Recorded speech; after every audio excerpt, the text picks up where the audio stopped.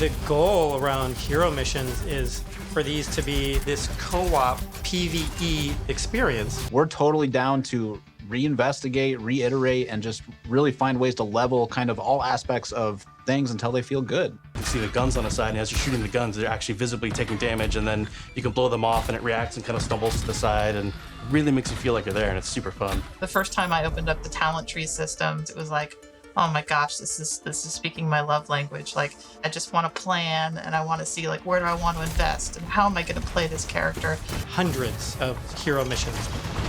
We've explored a lot of different ways of getting to that much content.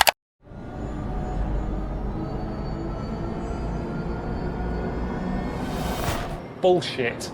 With everything we've learned about what it takes to operate this game at the level that you deserve, it's clear that we can't deliver on that original vision for PvE that was shown in 2019. Wow, another common Blizzard W right there. Recently, Blizzard have come out and said that the PvE mode that was showcased back in 2019 for Overwatch 2, you know, the main selling point of the game that you had to pay money for, will no longer be released as it was envisioned. And you've got to hand it to Blizzard, they really got us with this one. I mean, not only using this game mode to be the main focal point of your game, and not even launch it with your game, but to also charge people for it and then scrap it altogether. That's a whole new level of fuckery. As someone who put the money down to play this game mode when it was supposed to come out later this year, I was of course really pissed off. But then after thinking about it for a while, crying into my pillow until the early hours of the morning, I realised that we probably should have seen this coming by now. That's not me saying that everyone who bought the game is stupid, but judging by how many AAA games launch these days, it should have come as more of a shock if we actually got this game mode. Then I began to dig deeper into any patterns in the industry, wondering which other games were like this, and it turns out most of them are sequels in well-established franchises, specifically multiplayer-based game franchises. And there's a major factor as to why this is the case: live service. Now you may be thinking, you what? Live service allows developers to continuously add content to a game and keep it relevant for years on end. Yeah, that's what it's intended for, but most of these video games that boast about having a live service rarely bring out content at a suitable pace. And another thing is that it acts as an excuse for developers to release a game half finished, then slowly drip feed their player base's content over time until they have an actual full game. There is no doubt that this has led to the sharp decline in quality of sequels of these popular video game franchises, because all developers have to do is step 1,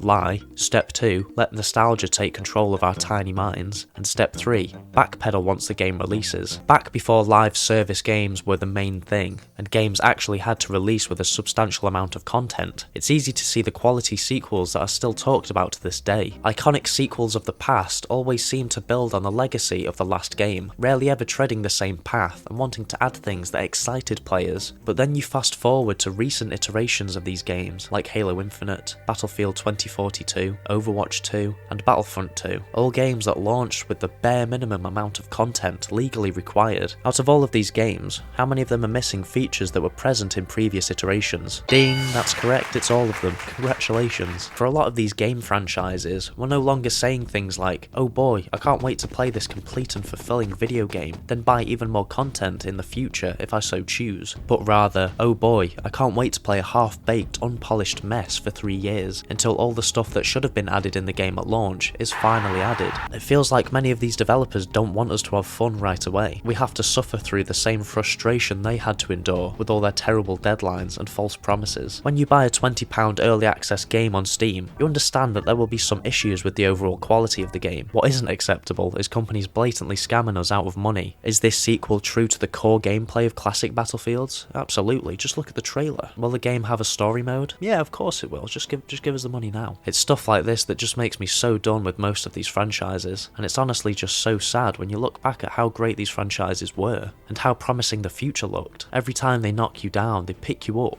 only to just knock you down again, but this time curb stomp you. It just makes the future look so bleak for most of these franchises, and it makes me wonder if we'll even ever get another Halo, Battlefield, Gears of War, or another Battlefront, considering all the backlash that they got. And even if we do, will it be worth it? I highly doubt that.